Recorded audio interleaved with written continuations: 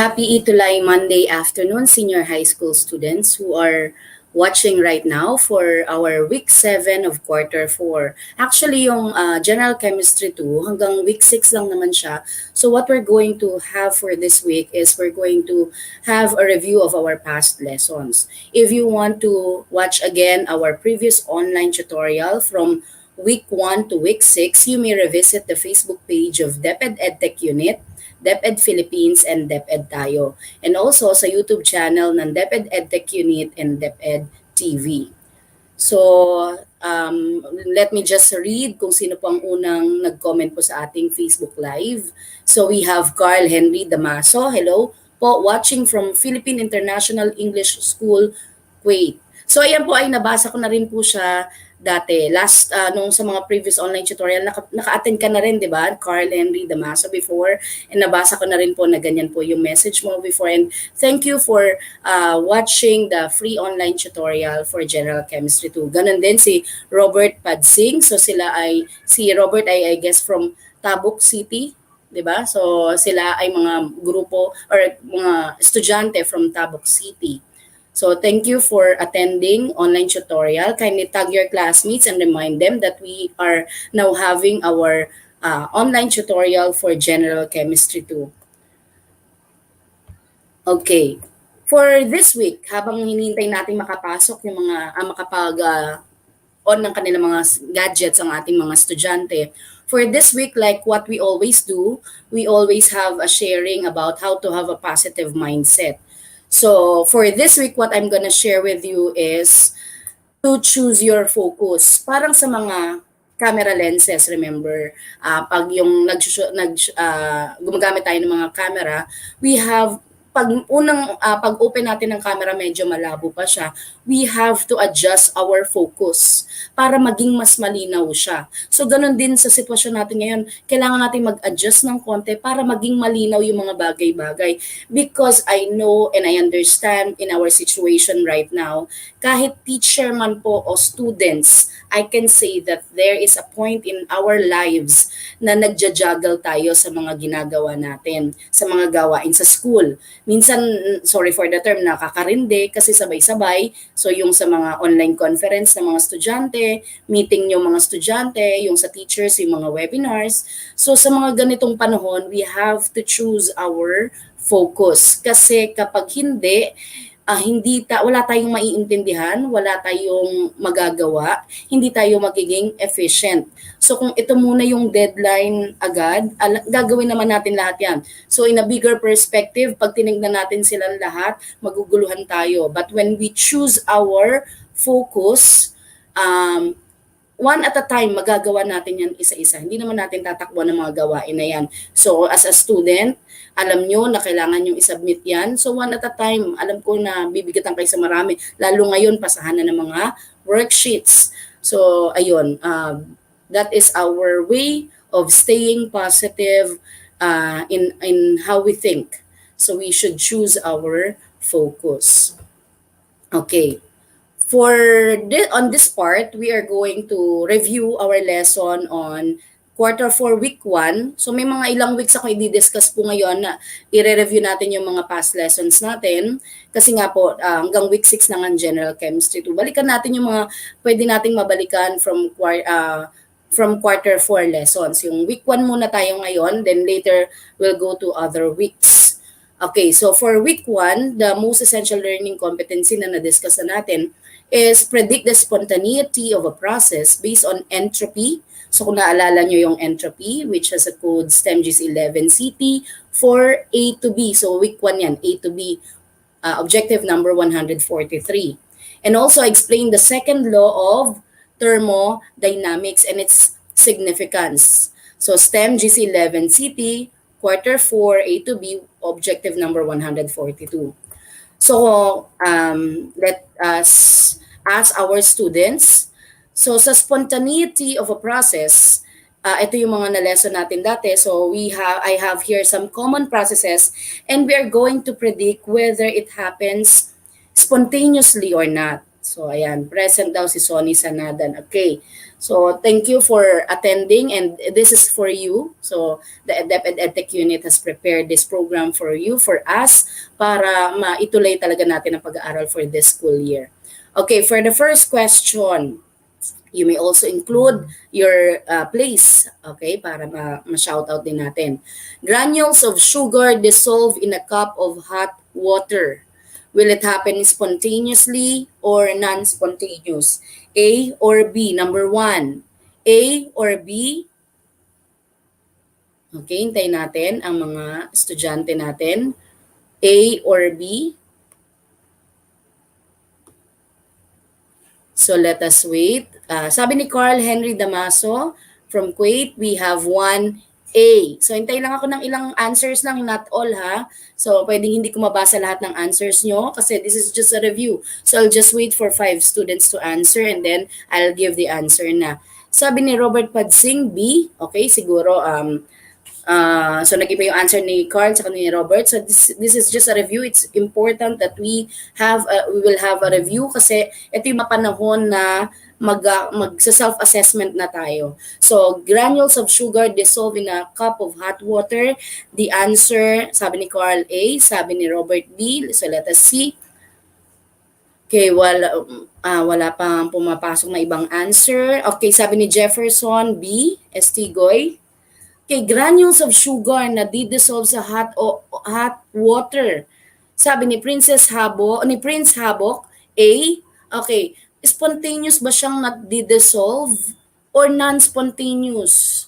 Will it happen spontaneously or not? So meron na akong nakuhang mga ilang answers. So I will be giving now the answer on this part. The answer is, sabi ni Lawrence Faith Timtiman from Las Piñas National High School, A. So, spontaneous. Sabi ni Yasmin Maraya, A. Sabi ni Trisha Maike, A. So, let us show our answer. Sabi ni Princess Joy Viernes, Jocare, spontaneous. Charlemagne Marife, A. Okay. The answer is A. Kasi normally, kahit wala tayong ibang gawin, ilagay lang natin yung sugar in a hot water, madi-dissolve na siya. So wala tayong kailangang external na gawin para ma-dissolve siya, matutunaw na siya when you put that in a hot water. So sabi ni Daniel, Antoinette, Rica, Desiree, Sonny. So ayan, Sunny. For number 2, water freezes at 0 degrees Celsius. Sabi ni Roxanne A, Tabuk City. From sa number 1, si Roxanne Mamawag. Hello, Roxanne. So will it happen spontaneously or not? Water freezes at 0 degrees Celsius. A, spontaneous. B, non-spontaneous. You put a number. Okay, put number 2. A or B. Okay, water freezes at 0 degrees Celsius. Remember, sa atin, hindi naman normal yung 0 degrees Celsius kasi mainit dito sa lugar natin. But in other country, that is their normal, yung zero freezing sa kanilang lugar. So, water freezes at 0 degrees Celsius.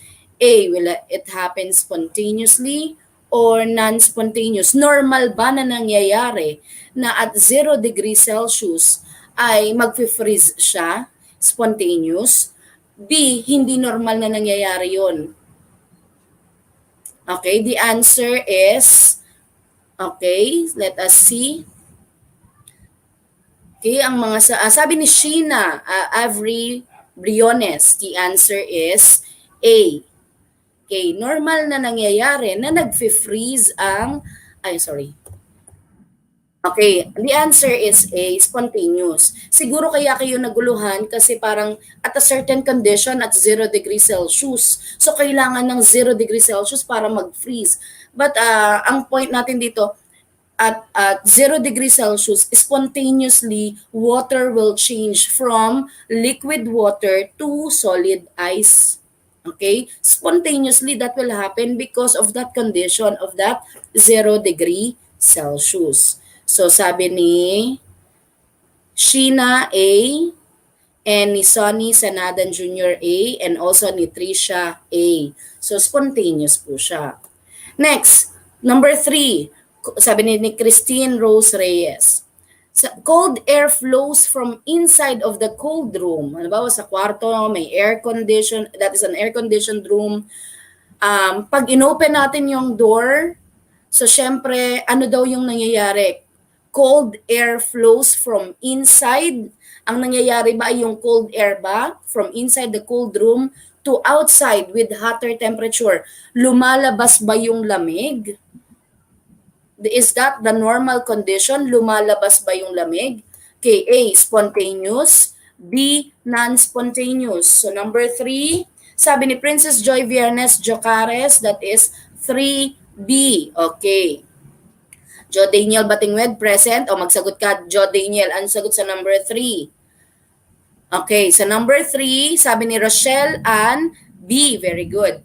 Nasabi ko yung answer. So ayan, sabi niya Trisha, B, sabi ni Robert, ni Jelay, ni Yasmin, ni Jefferson, ni Sonny. So sabi niyo letter B. That is non-spontaneous. Hindi yun ang nangyayari in normal condition. Sabi ni Jeril, ni Marife, ni Maria Ami Tumaman, ni Jeril, ayan, ni Queenie, ni Denzel, Eddie, Tangonan, Clyde, Gladys, Jomar. So sabi nyo, B. Kasi we know the concept of hot to cold. So pinag-aralan din natin, kahit nung quarter 3, pinag-aralan natin yon. The temperature, the heat flows from the hot to cold temperature. So sa labas, papasok yung init. Kung ito ay air-conditioned room, yung init sa labas, when you open the door, yung init sa labas, papasok. Ma'am, bakit po lumalabas yung lamig? Kasi nga nadi-displace niya, may pumasok na heat, may pumasok na sa air na hot molecules, air molecules. So na-displace niya, mapapalabas tuloy yung mga cold molecules. Okay, so next. That's non-spontaneous. Next is gathering of all molecules into one bulb. Okay, gathering of all molecules into one bulb. Ito, nakascatter siya and igagather natin into one bulb. Will it happen spontaneously? Hayaan nyo lang, it will happen and all the gas molecules will enter in one bulb. Okay, will it happen spontaneously? Normal condition, it will transfer all the molecules, all the gas molecules from the two bulbs at mapupunta na siya sa isang bulb. Okay, sabi ni Desiree, Masagan Kaluweng. B, sabi ni Carl Henry Damaso. A, so does it happen spontaneously? So sabi ni Eddie Tangonan, B. Okay. Sabi ni Christine Rose Reyes, A. So medyo nagkatikay dito. So will it happen normally? Now we can gather all the molecules into one bulb. Of course, the answer is B. Very good. J. Jefferson. Okay, Robert, Charlie Main, Gladys, Clyde, Sonny, Princess. The answer is B. You have to have an external factor for you to gather all the molecules in one bulb. Because it doesn't happen spontaneously. Kasi ang movement ng air molecules or ng gas molecules ay pa-scatter, hindi pa going to one place. Okay? So, sabi ni Maria Ami Tumama, ni Gerald Jester, Desiree Jester. Ayan, Jester, ang daming beses nag-answer. Talagang, okay, hello Jester, bye. Okay, next. For on this part, sabi ni Daniel Sangdaan, for B, ni Marife. Okay, for this number 5, we have iron exposed to water and oxygens form rust. So yung rust daw, it will form after having the iron exposed to water or may moisture. Will it happen spontaneously? Pagpoproduce ba ng rust? Will happen spontaneously? So, or non-spontaneous, A or B. Okay, this is I guess number 5. Tama ba? Number 5 na to. Iron exposed to water and oxygen forms rust. Yung pangangalawang ba ng mga pako, ng mga tornilyo, yan ba ay nangyayari spontaneously? It will really happen after having it exposed to water and oxygen?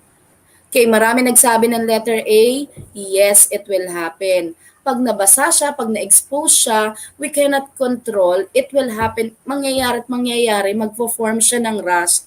So sabi ni Christine, Princess, Dayan, Denzel, Jeriel, Christine, Martinez, Trisha, Rica, Jeriel, Dayan, and Denzel, Glidil, Gamongan, Kuyob, Jester 5A, you're asking me or you're telling me? Clyde, Divine, Sonit, Eddie, Roxanne, Jelay, Diane, Michael, Clyde, Eddie, Chris, and also Sheena, Diane, Trisha, Roxanne, Jester, puro Jester, Sunshine, Rika, Jo, Daniel, Batingwed, Diane. Okay. So the answer is letter A, spontaneous. Okay, ito. So dito, application sa ating real life. So at sa ating buhay, ito this is a very easy question, hindi na dapat masyadong pinag-iisipan pa. Okay, our lives. Will it happen spontaneously or non-spontaneous? Okay, so this is for number 6. Spontaneous or non-spontaneous? Ano bang ibig ko sabihin dito? Ang buhay ba natin? Nangyayari ba siya spontaneous or non-spontaneous? Sabi ni Carl Henry Damaso, 6A. Okay, okay lang, Jester. Okay nga yun eh. Okay, sabi ni Robert Padsing, A. Question mark. Sonny Sanadan, A. Christine Rose Reyes, A. Arnold, A. And Eddie Tangonan, A. Denzel, Sarol, Jeriel, Daniel Sangdaan, Charlie Main, Sunshine, Marife, Michael, Jester, Gemma, Arnold. Ayun, nagtag pala si Arnold. So the answer in here is spontaneous. Of course, ang buhay natin ay from life to death. So yun naman talaga yung ating yung buhay natin. So spontaneously nabigyan tayo ng buhay, at the end of it, so ang dulo na ay death, of course. So it will happen spontaneously. So hindi naman tayo pwedeng, ito yung buhay natin ngayon and we can go back to all of our yesterdays. Wow, humuhugot na tayo. So, pwede ba tayong bumalik sa mga magagandang panahon ng mga kahapon natin? Wow, parang title sa mga telenovela. Okay, so syempre, our life is a spontaneous process. So katulad dun sa pako, pag nabasa siya ng konti, pwede nating punasan, pero it will really form rust dahil na-expose siya sa water and yung sa oxygen. So mag-form ng rust. So sa atin, pwede din natin na yung sa life natin, talagang mangyayari at mangyayari yung life and death. So sa ngayon, it is a process. It will happen spontaneously, but definitely hindi tayo makakabalik from our yesterdays. So ayan, nag-ESP na tayo. So ayan, ganun talaga sa chemistry, pwede yan ma-apply sa real life. Okay, kasi that is explained by the second law of thermodynamics. And the second law of thermodynamics states that the state of entropy of the entire universe as an isolated system, nabanggit ko po sa inyo to nung week 1, it will always increase over time. The second law states that the changes in the entropy in the universe can never be negative. Okay? So medyo, pag sinabi nating entropy, yung medyo kaguluhan, yung degree of randomness, from ayusin nyo, maya gugulo yan. Ayusin nyo ulit, mamaya gugulo ulit. So gano'n naman kasi it will happen spontaneously. Okay? It can never be negative. So kahit din sa health conditions natin, I remember yung sabi ng doctor sa akin sa case ng mother ko sa kidney, kapag daw medyo nagka-problem sa kidney, spontaneously talagang humihina ang kidney, pero ang kailangan pwede nating magawa ay ingatan yung ating kidney. Spontaneously nade-deteriorate siya, pero pwede nating ingatan. So lahat naman ng organs natin yon, time will come, magde-deteriorate. So pwede nating alagaan ang ating mga katawan. So ayun, katulad din yun sa second law of thermodynamics. It will always increase over time. Yung entropy niya, it can never be negative. How will you predict when entropy is positive or negative? Naalala nyo yung entropy, yung kay Humpty Dumpty, yung kaguluhan niya, positive or negative. So paano natin masasabi kung ang entropy ay positive or negative? Kapag daw nag-dissolve, nag-evaporate, nag-sublimate o nag-undergo ng sublimation, that is positive. So tandaan nyo, positive ang entropy pag nag-melt, nag-evaporate, nag-sublimate. Bakit? Nag-melt from solid, naging liquid. So yung molecules niya na mas nag-scatter. Ang evaporation, from liquid naging gas. So yung liquid niya, yung mga molecules niya, mas naging scattered, naging gas. And next, our sublimation from solid, yung mga mothballs, tapos nagiging gas. So again, mas nagiging scattered yung kanilang mga molecules. Okay, if a reaction produces more gas molecules than it consumes, delta S is positive. Kapag ang chemical equation, nakita nyo na mas maraming gas molecules on the product side, therefore it is positive. Okay? And if there is no net change in the total number of gas molecules, then delta S may be positive or negative but will be relatively small. Kung wala masyadong difference sa chemical equation, pareha silang 2 molecules, meron pa rin kaguluhan na nangyari doon. Positive pa rin yun, pero maliit lang ang kanyang delta S. Okay, mamaya mag-answer tayo. Nagre-review muna tayo ng lesson. Entropy may be negative when the chemical substances underwent deposition, solidification, and condensation. Okay, deposition, remember, deposition is from gas to solid. Okay? So from scattered yung molecules niya, naging mas in order. Solidification, from liquid, naging solid. Okay? So naging in order yung kanyang mga molecules. And also yung condensation. Okay. So if another that will tell us na delta S will be negative is if the total number of gas molecules diminishes. Halimbawa sa chemical equation nyo, from 2 ang gas molecules, naging 1 ang gas molecule niya. So ibig sabihin na diminish. So ang delta S niya will be negative. Okay? So let us answer. Are you ready, students? Recall lang naman tayo. Determine the entropy of a system for each of the following processes. For number 1, solid melts. Binanggit ko yan kanina. Solid melts. Will it give us a positive entropy or negative entropy? Natunaw. Okay? Bawa yung butter nag-melt. Positive ba yon ang entropy? Nag-increase ba ang kanyang degree of disorderliness? Or nag-increase or decrease? So dito ang sagot nyo lang ay positive or negative. Okay, sabi ni Robert Padsing, tsaka ni Princess, ni Queenie, ni Michael, the answer is positive. Ni Junimi, so hindi ko na mababasa lahat, so I'll just look for 5 answers. Aliyah, number 1 is positive. Correct, sabi din ni Clyde. Number 2, and ni Glidel. For number 2, a liquid freezes. Okay, ayan, pumasok na lang itong answers nyo. Denzel, Gladys, Jester, Aliyah. Number 2, a liquid freezes.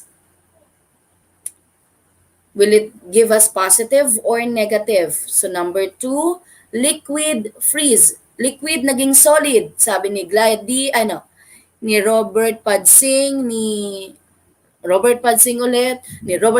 charot. Ni Jester by, ni Junimi, ni Eddie Tangonan, sabi ni, Michael, ni Sonny, ni Aliyah, ni Queenie, ni Prince, Trisha, Roxanne, Divine. The answer is negative. Number 3, a vapor is converted to a solid. Ay, nasabi ko na yung sagot. Huwag na sagutan ng number 3, nailabas ko na yung sagot. So number 3, the answer is negative. Okay, nag-pop up na siya. Number 4, a vapor condenses to a liquid. Okay, number 4, type in number 4, a vapor condenses to a liquid. Okay, a vapor condenses to a liquid. Kindly type in your answer. Sabi ni Carl Henry Damaso, positive. Ni Dayan, ni Jester, positive. Ni Junimi, ni Robert, sabi ni Robert, negative. So sabi niyo positive or negative, this is a review. Review your concept para ready kayo pag nag-answer kayo ng self-assessment. For positive, ayan, binasa ko sa'yo. Sabi ni Gladys Masagan, ni Divine Tumbali, okay, ni Junimi, ni Diane Lu, sabi niyo positive. So let us see if your answer is correct. Okay, the answer is negative. Condensation siya, di ba, nasa right side siya kanina. It will give us a negative kasi nag-condense na siya. Okay, for number 5, solid sublimes. Yung mothballs, nag-sublime na siya. Nag-turn into gas na siya. From solid, naging gas na siya. Will it give us a positive or negative entropy? Number 5, type in number 5. Sabi ni Michael, positive. Ni Queenie Diana Rose Zalun, positive. Ni Terence Eslava, positive. Jester Bay, positive. So let us check. Ni Floyd Delma Kayomba Kabanag, ni Terence Eslava, ni Eddie Tangonan, Jester Bay Jade, and Junimi Gamongan, ni Francis Somera, positive. So, ni Gladys Masagan, positive. The answer is positive. So, ganun din sabi ni Annalisa, ni Junimi, ni Dwight. Okay. Ni Raven, ni Dayan, ni Annalisa. Okay. Sabi ni Althea Ashley Poblete. Okay. Next, number 6. So, hindi ko na mabasa lahat. Marami na nagta-type in ng answer. This is just a review. Nabasa kapag participate na rin naman tayo. Nabasa ko na rin naman before. Okay, number 6. Okay, thank you sa mga nagsasagot sa, ayan, number 5. Ayan, hindi ko na mabasa, mabilis lang pumanik. Now, let's go to number 6. Determine the entropy of a system for each of the following processes. Type in number 6. Ano kaya to? Chemical equation. Kanina madali imagine kasi naka-word siya. Sinasabi niya kung melt, kung sublime, kung condense. This time, number 6. Titingnan natin yung state of matter niya. You take a look at the reactant from gas naging liquid. Sabi ni Terence Eslava, number 6, negative. Sabi ni Robert Padsing, negative. Ni Terence Eslava, negative. Sabi ni Haifa Kusain, negative. Ni Alia Lingbawan, negative. And John Ray Matamu, negative. Are you all from Tabuk City National High School? I would like to thank your principal and your chemistry teacher for letting you attend this online tutorial. Sabi din ni Jade, ni Jeril, ni Gladys, ni Marife, ni Jester, ni Lara Sadagan, ni Gladil, and ni Prince, and ni Angela. So the answer is negative. Okay, very good. Sabi din ni Junimi, ni Alia, ni Jerry, ni Dayan, ni Lara, ni Junimi. Ayan. Ni Terence, number 6. Go. Let's go to number 7. Ay, nasabi ko na. Pakita ko na. Ayan na. The answer in number 7, sorry. The answer in number 7 is positive. And syempre, kaya ang answer sa number 7 ay positive kasi from solid, naging gas siya sa product. So, yung reactant part is solid, naging gas. So, definitely, it will give us a positive. So, very good pa rin. Active pa rin. Jester, Trisha, Terence. Okay, so, Charlie Main. So, the answer is 7, positive. John Ray Matamo. Let's go to number 8. Gas, naging gas. So, paano yan, ma'am? Gas, naging gas. Reactant side, gas. Product side, gas. So, what is the answer? Jelay, nag-answer pa rin ng 7, ni Gladil Damongan, 7, ni Annalisa Payawal, and Lara. So, nag-answer ng 7, positive, yes. Now, let's go to number 8. Yes, Trisha Galindo for number 7. Number 8, Terence Eslava, sabi niya, 8 is negative. Sabi ni Terence ulit, ni Charlie May, negative, 8. Annalisa, 8. Junimi, 8 na lang. Negative, sorry. Terence, negative. Ni Gladys, negative. Okay. Ni Annalisa, negative. Althea Poblete. Okay. Eddie Tangonan, negative. The answer is Positive. Okay, marami nag-answer 8 negative. Ayan na. Ripple na.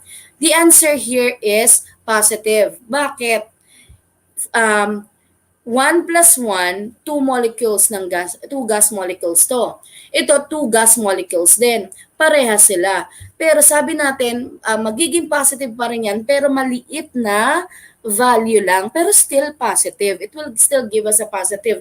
Nagkaroon pa rin ng disorder. So parehas silang 2, parehas silang gas, pero dahil nag-undergo siya ng chemical reaction, there is still a disorder, so it will give us a positive entropy. Okay? Bilis magbago ni Jester na sagot. Kanina negative. Charot. Okay, number 9. Calcium carbonate naging calcium oxide and carbon dioxide gas. Ano sa tingin nyo to? Positive or negative? Number 9. Okay. Okay, may mga numbers sumasagot sa 7. Okay. Nagsabi si Annalisa, okay po ma'am. So ayan na, at least na-recall natin. Okay, for number 9, sabi nyo negative. Number 9, sabi ni Robert Padsing, positive, pero may question mark. Okay, so hindi sure. Okay, this is a clue. Tingnan nyo yung reactant naging solid, pero sa product may gas. So sabi ni Jade Sangdaan Geron, positive. Okay, sabi ni John Ray Matamu, positive. So the answer number 9 is positive. Bakit? Kasi may gas sa dulo. From solid, naging gas pa rin, may product pa rin na gas. So there is still a disorder. That's positive entropy. Okay, for number 10, parehas na gas, katulad lang yan ng number 8. Parehas na gas, parehas din ang number of molecules. 2 molecules on the reactant side, 2 molecules then on the product side. Okay, the answer in number 10 is... Number 10 na po tayo. Okay, number 10, the answer, Michael, is positive. Sabi ni Michael, Sydney Taglorino, natatakpan sa rin. Sabi din ni Gladil Gamongan, ni Junimi Gamongan, so magkamag-anak siguro sila, ni Jane Balangge, ni Denzel, ni Jade, ni Prince, ni Gian. So the answer in number 10 is positive. So syempre, yun, may disorder pa rin, pero maliit lang kasi equal nga sila. Okay, let's proceed to week 2. Recall natin yung week 2. Okay, I only have few minutes pero may 2 weeks na pa tayong i-review. Explain the chemical equilibrium in terms of the reaction rates of the forward and reverse reaction. Pinag-aralan natin ito noong week 2. Okay, in this chemical equation, makikita nyo na ang heat ay nasa reactant side. So this is an example of an endothermic reaction. And if this is an endothermic reaction, what will happen in the equilibrium when there is an increase in temperature? Kung andito endothermic siya, nasa reactant, in-increase natin ang temperature, in-increase natin dito, where will be the direction or the shift in the equilibrium? Will it go forward or to the right or backward to the left? Okay, what will happen in the equilibrium when there is an increase in temperature in an endothermic? Sabihin nyo lang kung to the right or to the left. Sabi ni Terence, right. Sabi ni Terence ulit sa right. Next. May iba pa ba nasasagot? Okay, so the answer in here is, sabi ni Queenie, right. So the answer, kapag in-increase natin yung heat, of course, sabi ni Tricia, increasing the temperature in an endothermic reaction will shift the equilibrium to the right. Sabi din ni Jelay, ni Marife, Gladys, Annalisa, Raven, Jeril, Gladil, Marife, Princess, Charlemagne, Jelay, Gian, okay, Gladil, Raven, Prince, Haifa, Kosain, Raven, John Ray, Matamo, so Sonny, Irish, Dayanlu. Okay, to the right ang direction niya kasi this is an endothermic reaction. Okay, let's now have an exothermic reaction. Okay, Jester, John Ray. So dito naman, what will happen to the equilibrium if the temperature is increased in an exothermic reaction? The ay, hindi ko na-edit. So, the equilibrium will shift to the left. So, sorry. So, andyan na rin yung sagot. Will shift to the left. So, nagkamali ako ng type. So, what will happen to the equilibrium if the temperature is increased in an exothermic reaction? Sinabi na rin ang sagot dito. The equilibrium will shift to the left. Ang very good naman ang PowerPoint ko. Sinabi yung sagot. Okay. So, dito, kapag in-increase natin yung temperature dahil nasa product side siya, okay, it will increase to it will shift to the left. So, ayan, if the temperature is increased, the equilibrium will shift to the left. So, ayun. Next, for week 3, the most essential learning competency for week 3, recall natin ang Bronsted acids and bases. So, dito identify natin si Bronsted acid at si Bronsted base. So, this is just a review. Bronsted lauric acid is any species that is capable of donating proton. Magdodonate siya ng proton. While the Bronsted lauric base is any species that's capable of accepting proton. Si acid magdodonate ng proton, yung H positive, si Bronsted lauric base mag-accept ng proton. Okay.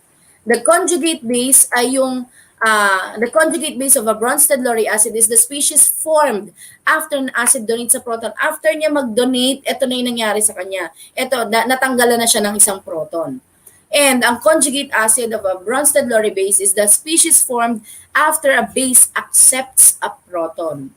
Okay, since this is just a recall, let us see kung masasagutan niyo ng tama ito. What kind of compound or substance is HNO3? Ang HNO3, will that be our Bronsted lauric acid or Bronsted lauric base? So, syempre, hindi siya yung ating conjugate kasi yung conjugate yung nasa product side siya. So, what is our HNO3? Is that Bronsted lauric acid or Bronsted lauric base?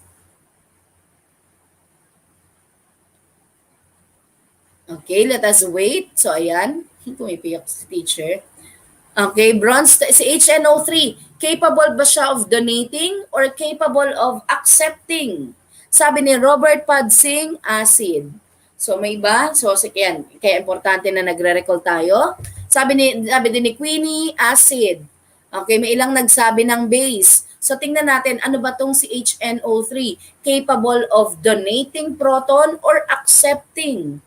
Okay, so let us see. Tingnan nyo, HNO3 naging NO3. Kung HNO3 naging NO3, ibig sabihin nag-donate siya. So therefore, this is our Bronsted lauric acid.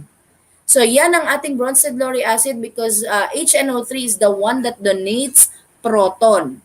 And the conjugate base of that is the species formed after it has donated. After niya mag-donate, naging NO3 na siya. So, yun yung conjugate base. Okay, this will be our Bronsted lauric base. Siya yung mag-accept, capable of accepting proton. And this is na form after it has accepted a proton. So, that is our conjugate acid. So, you may screenshot this para ma-recall nyo ano nga ba yung Bronsted lauric acid, siya yung nagbigay. Si conjugate base, ito yung na-form after niya magbigay, yun yung conjugate base. Si H2O naman, yan yung ating Bronsted lauric base, siya yung capable of accepting. Then after niya mag-accept, that will be the conjugate acid. Naging H3O na siya after niya mag-accept. Okay? Okay, you can screenshot that pang review. Okay, dito, NH3. Pansinin nyo, si NH3 sa reactant side, naging NH4. Nag-donate ba siya? Or capable of donating ba siya? Or accepting? Magdo-donate ba siya ng proton, ng H? Or mag-a-accept siya ng H? Okay, so ano ang ating NH3? Sabi ni Robert Padsing, base. Anong klaseng base po, Robert Padsing?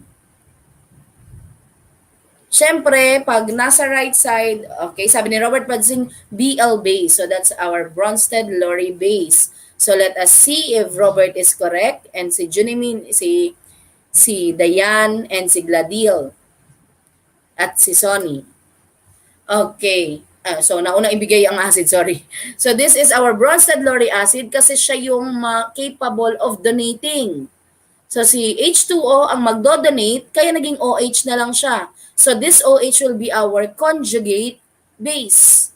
Ngayon si NH3 ang ating Bronsted-Lowry base. So tama kayo na si NH3 ang ating Bronsted-Lowry base kasi siya po yung capable of accepting proton.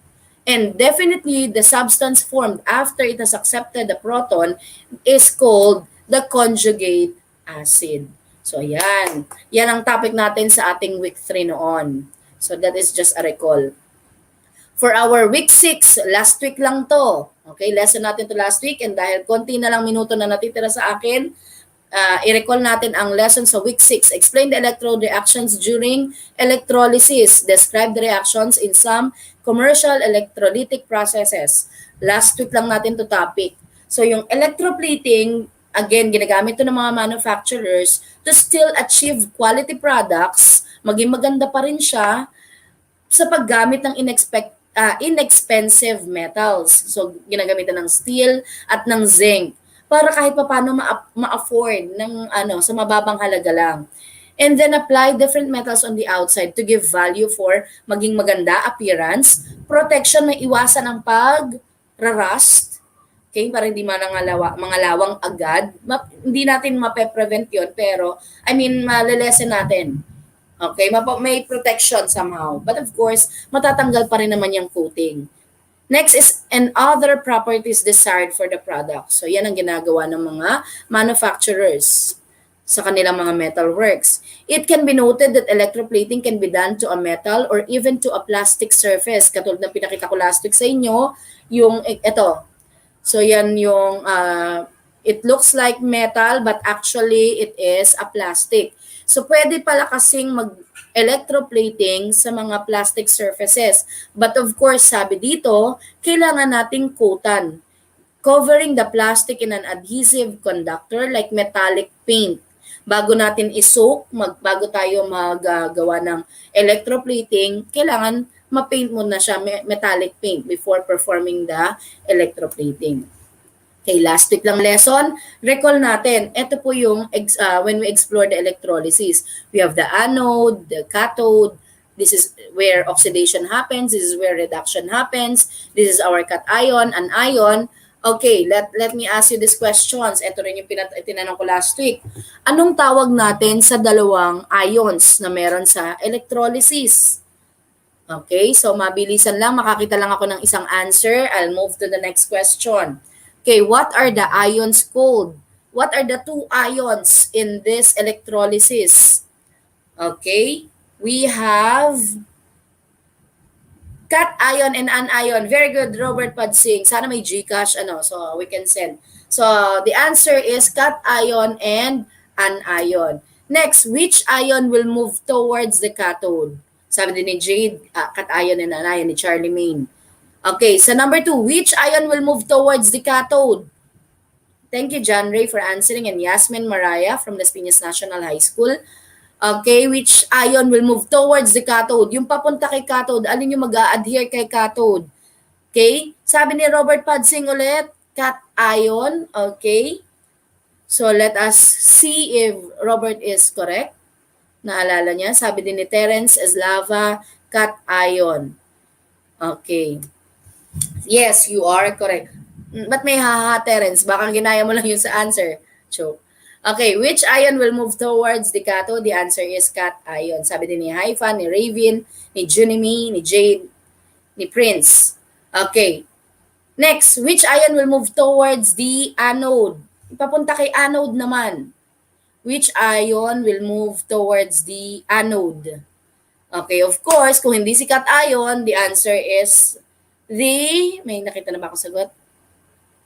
Anion, sabi ni, again, Robert Padsing. Wow. Okay, so this is for number 3.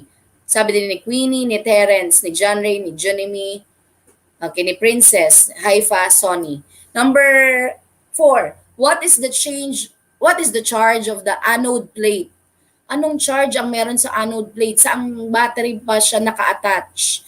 Okay, saang charge ng battery o saang part ng battery? Anong part ng battery naka-attach ang ating anode plate? So of course, the answer in here is charge. I'm asking for charge. Sabi ni Queenie and ni Terence, ni Robert, positive. Sabi also ni Jade Geron and ni Terence Eslava. Okay, for number 5 question, sabi din ni John Ray Matamo, positive, and ni Trisha. Okay, what is the charge of the cathode plate? Thank you, Marife, for answering, and Jenny and Charlie Ming. Sabi ni Floyd Delma, also positive, his answer kanina ni Jeril.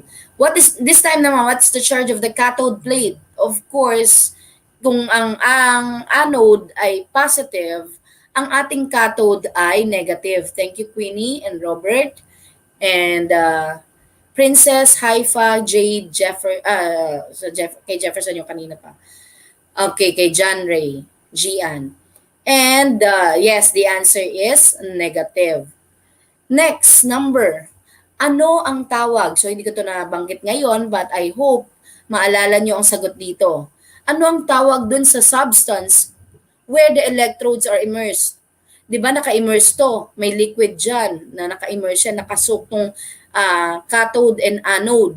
Anong tawag dun sa liquid substance kung saan siya naka-immerse? It starts with letter E, followed by letter L. Okay? What is the substance called where the electrodes are immersed? Yung liquid substance. Okay, sabi ni Lawrence Timtiman, electrolyte. Oy, sumagot din si Robert Padsing. So, thank you, Lawrence, for answering that question. Sabi din ni Junimi and ni Marife. So, natatandaan nyo, kahit hindi ko nabanggit yan today, naalala nyo na ang tawag dun sa liquid substance kung saan nakasoak yung ating electrodes ay electrolyte. Okay? Ayan, nawala ng kuryente. So, bago pa mawala ng kuryente, kumislap na dito. So, thank you for attending the Week 7 online tutorial, free online tutorial, na hatid ng DepEd EdTech Unit. Samahan niyo po ulit ako next week, Week 8. Tingnan natin, mag-invite tayo ng guest or kahit yung principal sana ng Tabuk City National High School at kung sino pong pwedeng ma-invite. So thank you sa inyong pag-attend kasi natutuwa ako sa school na sa mga school na you are allowing your students and also you're sending them this link para makapag-aral. So talaga nagtutulungan po tayo. So samahan niyo po ulit ako sa Monday 5:20 to 6 o'clock para sa ating Week 8 ng General Chemistry 2. So, salamat sa inyong pag-attend and may God bless us all. Okay, shout out Haifa, Jade, Jefferson, Trisha, Haifa, Jelay, Gladil. So, hindi ko naman ma-shout out ang iba. So, I pray that we are all safe, we are all protected away from the virus and mag-aral po mabuti and may God grant you wisdom all the time so that when you do your part as a student, you will be able to do great things because of Him. Okay, so thank you po sa pag-attend. God bless.